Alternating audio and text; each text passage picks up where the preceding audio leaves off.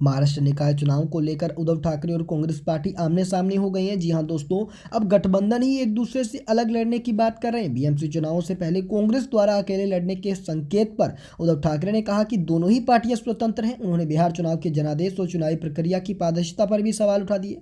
ठाकरे ने चुनाव आयोग की निष्पक्षता और बीजेपी को क्षेत्रीय पार्टियों को कमजोर करने की साजिश बता दिया। उन्होंने कहा कि बिहार के अंदर जो चुनाव नतीजे आए हैं वो महाराष्ट्र की तरह ही आए हैं। जिस प्रकार से महाराष्ट्र में चुनाव धांधली की गई, चुनावों के अंदर महाराष्ट्र के अंदर भी कुछ ऐसा ही किया गया जो बिहार के अंदर किया गया है। उद्धव ठाकरे ने पत्रकारों से कहा, कांग्रेस एक स्वतंत्र पार्टी है और मेरी पार्टी भी स्वतंत्र है। कांग्रेस अपना फैसला लेने के लिए स्वतंत्र है और ठीक उसी प्रकार से मेरी पार्टी भी स्वतंत्र है।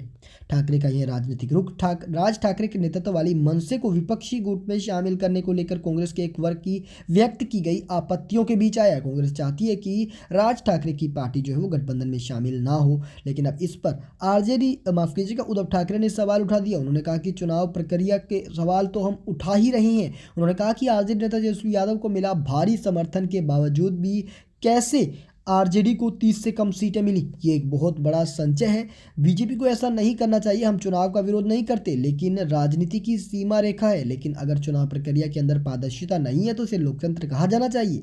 उन्होंने भाजपा पर क्षेत्रीय दलों को कमजोर करने की साजिश रचने का आरोप लगाया, चेतावनी दे दी।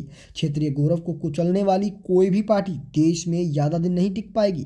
उद्धव ठाकरे ने कहा कि जिस प्रकार से हमारे साथ धोखाधड़ी हो रही है और जिस प्रकार से हमारे साथ यहाँ महाराष्ट्र चुनाव के अंदर हुआ, कुछ उसी प्रकार से हमारे साथ बिहार चुनाव में भी कर दिया गया। अब ऐसे फैसलों को और ऐसी नीतियों को देखते हुए हम एक बात स्पष्ट कर देना चाहते हैं कि ये ज़्यादा नहीं चलेंगे। इनकी समय रेखा बहुत कम होगी। चाहे ये कुछ दिन और राज कर लें, लेकिन ये अधिक दिनों तक राज नहीं कर पाएंगे, ये स्पष्ट रूप से कह देना चाहता हूँ। दोस्तों, आपको क्या लगता है, क्या सच में बिहार चुनाव में धांधली की गई? कमेंट बॉक्स में जवाब